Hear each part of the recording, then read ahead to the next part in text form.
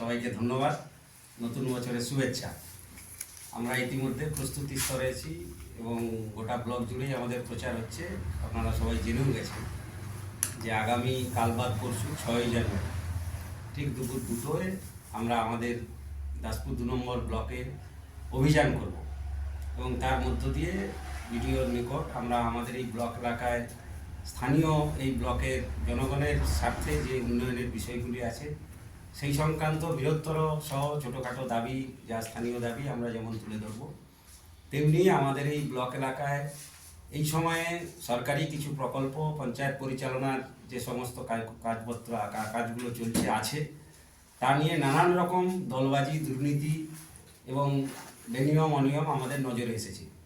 এই বিষয়েই আমাদের এই ব্লকের একেবারে বিভিন্ন ভাতা প্রকল্প, আবাস যোজনা সহ যারা উপভোক্তা বঞ্চিত হয়েছে সরকারি নীতির কারণে এবং এই তৃণমূল পরিচালিত পঞ্চায়েত সমিতি, পঞ্চায়েতগুলোর নীতির কারণে দলবাজির শিকার হয়েছে, সেই সংক্রান্ত কিছু তথ্য নিয়ে আমরা ইতিমধ্যে অতীতেও ভিডিওর কাছে এবং ব্লক অভিযানের ডেপুটেশনের মধ্য দিয়ে অসংখ্য তথ্য তুলে ধরেছিলাম, কিন্তু তার সুরা হয়নি। আবার পুনরায় আগামী 6ই জানুয়ারি সোমবার আমাদের রাজ্যের এই সময়ের যুব আন্দোলনের নেত্রী এবং পার্টির অন্যতম নেত্রী কমরেড মীনাক্ষী মুখার্জির উপস্থিতিতে হাজারো হাজারো মানুষ বিডিও অফিস অভিযানে সামিল হবেন।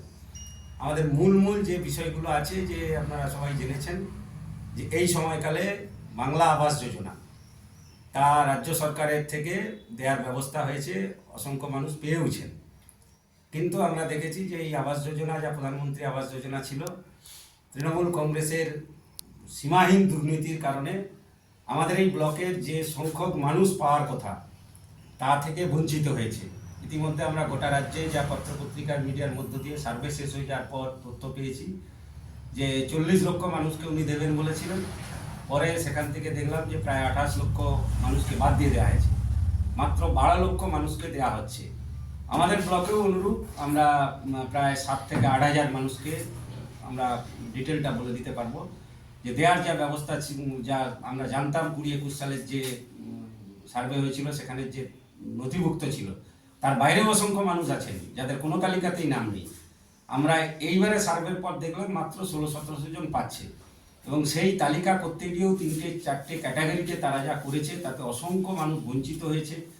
তাদের থাকার ঘর নেই, 2 বছর আগে তাদের বাড়ির ছবি তোলা হয়েছে, তিরপল দিয়ে, মাটির বাড়ি, কাঁচা দেওয়াল, অনেক ক্ষতিগ্রস্ত হয়েছে। তাদের দেওয়া হবে বলে বাড়ি ভেঙে নিয়েছে, মাথার উপর ছাদ নেই। এই বর্ষার সময় তারা দুর্যোগের মধ্যে পড়েছিল, কিন্তু তাদের কোনো তালিকাতেই নাম নেই।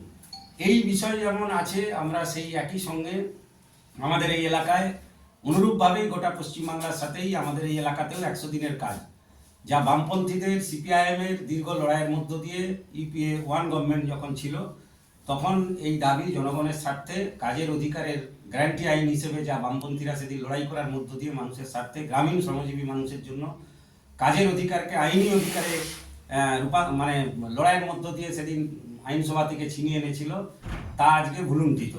সীমাহীন দুর্নীতি, তার অসংখ্য তথ্য আমরা দিয়েছিলাম। অতীতেও আমরা বিডিও অফিসে ঘেরাও অভিযান করে তার তথ্য দিয়েছিলাম যে এমন সীমাহীন দুর্নীতির পর্যায়ে গিয়েছিল যে শেষ পর্যন্ত 100 দিনের কাজটাও বন্ধ হয়ে গেল। আমাদের এই ব্লক অভিযানে আগামী সোমবার এ দাবিও যুক্ত আছে যে কাজ চালু করতে হবে। তার সাথে সাথে যারা কাজ করেছেন, টাকা ঢুকেছে, কিন্তু এখনও শুনছি যে 22 লক্ষ টাকা ওনারা প্রশাসনিকভাবে বলছেন যে ব্লকে আছে, কিন্তু অসংখ্য মানুষ তারা কাজ করেছে, টাকা পায়নি। আবার যা কাজ করেছে তার কেউ অর্ধেক বা 1/3 তারা কাজের টাকা পেয়েছে, বাকি পায়নি। তার সঙ্গে আমরা বড় বড় কিছু বিষয় যুক্ত করেছি যে আমাদের সোলাটোপা খাল, আমাদের এই ব্লকের কুকুরদা, গৌড়া এবং যোধনশ্যাম 3টি অঞ্চলের প্রায় 22টা মৌজা, পার্শ্ববর্তী দাসপুর 1 নম্বর ব্লকেরও কিছু মৌজা তারা উপকৃত হয়। দীর্ঘদিন বামফ্রন্ট সরকারের সময় যা সংস্কার হয়েছিল তা সংস্কার করা হয়নি তারপরে, এবং নানান সময় এই নিয়ে আলাপ আলোচনা হয়েছে। আমরা গত বছর বিশাল কৃষক সভার নেতৃত্বে এবং আমাদের লাল ঝান্ডার নেতৃত্বে আমরা মহামিছিল করেছিলাম।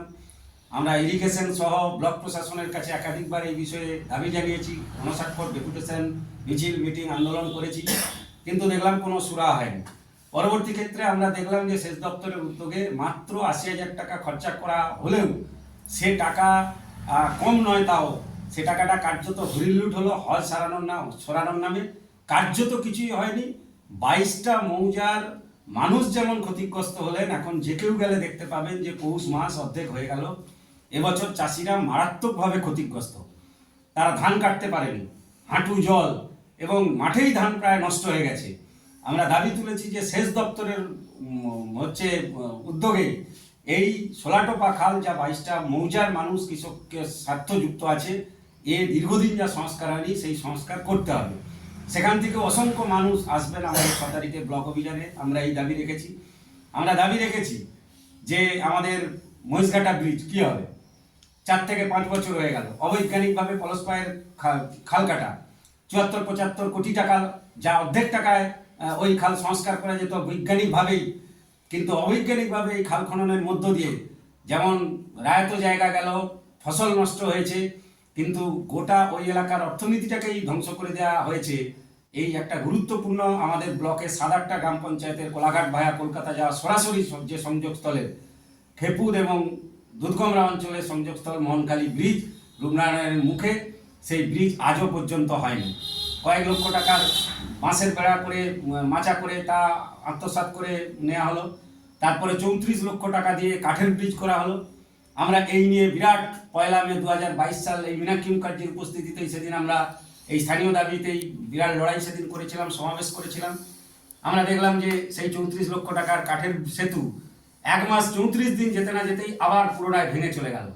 তারপরে সেই ভাঙা ব্রিজের উপর দিয়েই কোনো রকমের মাচা করে সাইকেল, মোটর সাইকেল নিয়ে, ঝুঁকি নিয়ে এলাকার মানুষ পারাপার করেন, এবং 1-2জন প্রায় সময়ই আমরা দেখেছি যে মোটর সাইকেল নিয়ে নিচে পর্যন্ত পড়ে গেছেন। অনেক টাল বাহানোর পর শুনছি যে এখন নাকি 14-15 কোটি টাকা দিয়ে একবারে বিরাট নাকি ব্রিজ হবে। তা এমন ব্রিজ ঠিকাদার নিয়োগ হয়েছে যে গত 1 মাসের মধ্যেই ওই সামান্য খালের মধ্যে বাঁধ নির্মাণ করতে গিয়ে 4 বার ভেঙে গেল।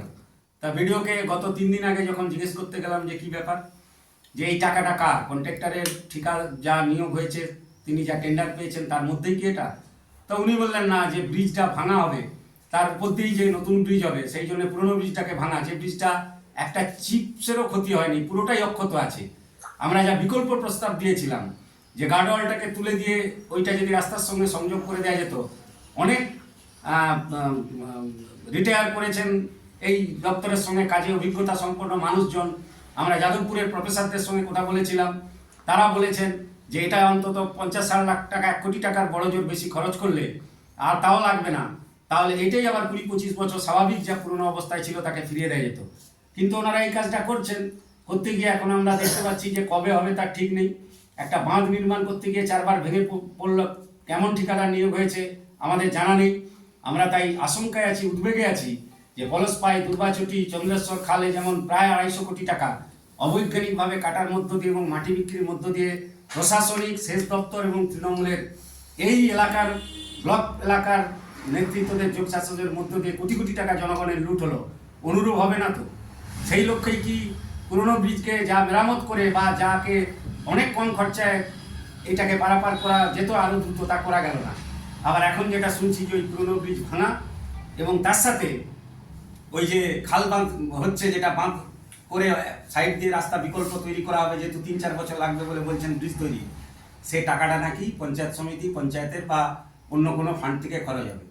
তার মানে ঠিকাদার তিনি যা এই ব্রিজ তৈরির জন্য কন্ট্রাক্ট পেয়েছেন তার টাকায় নয়। তাহলে এ থেকে বোঝা যাচ্ছে এই যে ভাঙা গড়ার খেলায় ধারাবাহিক লোক। আমরা বলেছি যে একে বন্ধ করো।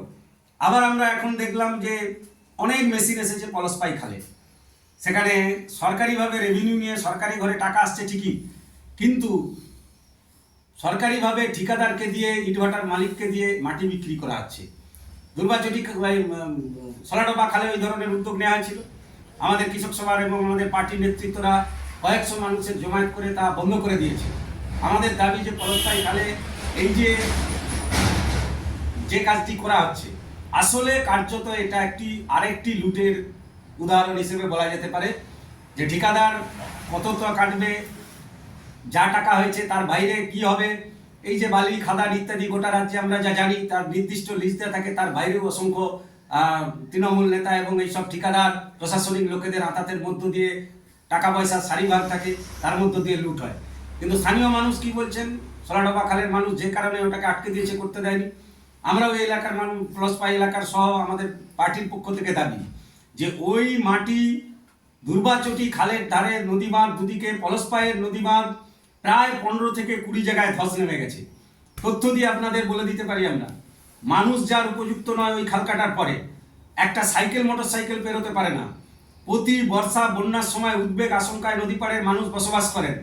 এই ভেঙে যাবে, এই ভেঙে যাবে, এই আশঙ্কায় গোটা ব্লকের মানুষকে রাত জাগতে হয়। তাহলে সেই নদী পাড় খাল কাটার পর 4-5 বছর হয়ে গেল, মাটি বিক্রি, টাকা লুট হয়ে গেল, প্রশাসনের কোনো হুঁশ নেই। অথচ এই মাটিকে বিক্রি করে দেওয়া হচ্ছে ঠিকাদারের কাছে। এবং নদী বাঁধগুলো সংস্কারের কী হবে? বৃহত্তর জনস্বার্থে যে মাটির প্রয়োজন তা কী হবে? আমরা এর প্রতিবাদ জানাচ্ছি যে টাকা মাটি আর মাটি টাকা লুটের কারবারের মধ্য দিয়ে আমাদের এইখানকার তৃণমূলের নেতৃত্বে ব্লক প্রশাসন যুক্ত একাংশ তারা যেভাবে এই নয়ছয় করার সুযোগ তৈরি করেছেন, যা অতীতে আমাদের এলাকায় ছিল না, আমরা তার বিরুদ্ধে ব্লক অভিযানে আমাদের বক্তব্য তুলে ধরতে চাই। আমরা বলেছি যে এবারে বন্যায় মানুষের অভিজ্ঞতা দেখেছেন, তৃণমূল যেই ছিল যে ভেঙে যায় এটা, ব্লকটা আমাদের বেঁচে গেছে। 81 মৌজার মানুষ, কুমার চোখের যা হাল হয়েছিল, প্রশাসনের কি ভূমিকা জুলাই মাস থেকে যে তৎপরতা দেখানো উচিত তারা তা দেখায়নি। কার্যত ইরিগেশনের আধিকারিকরা আমাদের সামনে, পাবলিকের সামনে অসহায় বোধ, তারা তাদের অবস্থা আমরা দেখেছি। যে প্রস্তুতি ইরিগেশন ডিপার্টমেন্টের বর্ষার আগে থাকে তা নেই। আমাদের দাবি যে যোৎকানুরামগড়, রানীচোক, কুমারচোক, আমাদের হচ্ছে কৈজুড়ি, যে সুইলিশগুলো দুর্বল, ক্যালভার্টগুলো দুর্বল, সেগুলো হচ্ছে দ্রুত বন্যা প্রতিরোধের স্বার্থে তা দ্রুত মেরামত করতে হবে এবং দুর্নীতিবিহীন জনগণের টাকা যা সরকারি প্রকল্প হিসেবে যা নির্দিষ্ট হবে তা যেন সঠিকভাবে কাজ হয়। আমরা দাবি করেছি যে আমাদের এই তেঁতুলতলার ব্রিজ কী হবে? মন্ত্রী মানস ভূঁইয়া এসেছিলেন পঞ্চায়েত ভোটের আগে ওই তেঁতুলতলা মাঠে, সাংবাদিকরা যখন ধরছেন তিনি ছুটে পালিয়ে যাওয়ার চেষ্টা করেছেন, ছেড়ে কেঁদেমাচি অবস্থা। আমরা অসংখ্যবার ইরিগেশনে এবং ব্লক প্রশাসনকে জানিয়েছি, বলছে ভাড়েমা ভবানী সরকারের টাকা নেই। আমরা বলছি যে জনস্বার্থে দ্রুত ওই ব্রিজ পুনর্নির্মাণ করা উচিত। বামফ্রন্ট সরকারের সময় তখনকার প্রয়োজনীয়তায় ফুটব্রিজ নির্মাণ হয়েছিল, দুদিকে রেলিং ভেঙে গেছে, মাঝারখানে ভেঙে বসে গেছে। ব্লক পুলিশ প্রশাসন কিছুদিন আটকে দিয়েছিল মানুষের যাতায়াত, তারপরে মানুষ তার প্রয়োজনেই ঝুঁকি নিয়ে ওখানে যাচ্ছে, বেশ কয়েকবার ওখানে নিচে পড়ে গেছে মানুষ। কুরানির পোল কী হবে? আমরা এই ধরনের অসংখ্য বিষয়কে সামনে রেখেই আমরা এই এলাকা, আমাদের এই ব্লক এলাকার অসংখ্য শ্রমজীবী, সহ উপভোক্তা, বঞ্চিত, বিভিন্ন ভাতা প্রকল্পে যে সমস্ত মানুষ, দুয়ারে সরকার সহ বারে 70, 75, 80 বছর হয়ে গেছে, অনেকে আবেদন করতে করতে তিনি আমাদের তিনি উপরে চলে গেছেন, কিন্তু তার প্রাপ্য, তার অধিকার থেকে তিনি বঞ্চিত হয়েছেন। সরকার তার নির্দিষ্ট যা পাওনা দেয়নি। এক্ষেত্রেও আমাদের দাবি যে সমস্ত ভাতা প্রকল্প সহ 100 দিনের কাজ চালু, তাদের বকেয়া মেটানো। ঘাটাল মাস্টার প্ল্যানের নামে যে তরজা হচ্ছে, 31শে ডিসেম্বর পেরিয়ে গেছে, বড় বড় কথা বলেছিলেন তখন আমাদের বাংলার কালীঘাটের ভাইপো, তিনি বলেছিলেন আমাদের এই এলাকার লোকসভার যিনি সাংসদ আছেন তাকে সামনে রেখে যে 31শে ডিসেম্বরের মধ্যে কাজ শুরু হয়ে যাবে। কিন্তু আমরা গত পরশুদিন দেখলাম হাইকোর্টের প্রধান বিচারপতি তিনি তীব্র ভৎসনা করেছেন যে ঘাটালের মানুষ প্রতি বৎসর, আমাদের এই ব্লকের মানুষ প্রতি বৎসর যে আতঙ্কে দিন গুজরান করতে হয়, তার কি প্রতিকার হবে?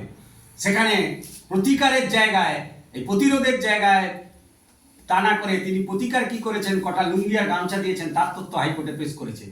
তাহলে এই মাস্টার প্ল্যানের নামে যা হবে, কি হবে না হবে সেটা ভবিষ্যতে বোঝা যাবে, কিন্তু তার নামে যে কয়েকশো কোটি টাকা এই নদী বাঁধ সহ অন্যান্য খালকাটার নামে তার অধীনে যে লুট করা হচ্ছে, আমরা বলছি তার প্রকৃত টাকার সঠিক সদ্ব্যবহার করার মধ্য দিয়ে বন্যা প্রতিরোধে সমস্ত ব্লক এলাকার ক্যালভার্ট, সুইটলিশগুলি যেগুলি দুর্বল আমাদের চিহ্নিত আছে সেগুলিকে দ্রুত সারাই সহ সোলাটোপা খাল সংস্কার ইত্যাদি সহ এই সংক্রান্ত বিষয় নিয়েই আমাদের ব্লক অভিযান। এবার আমাদের আবাস যোজনা সংক্রান্ত কিছু বিষয় নিয়ে আমাদের পার্টির সোনাখালী এরিয়া কমিটির সেক্রেটারি কমরেড অমল ঘোড়ই আপনাদের সামনে তথ্য তুলে ধরছেন।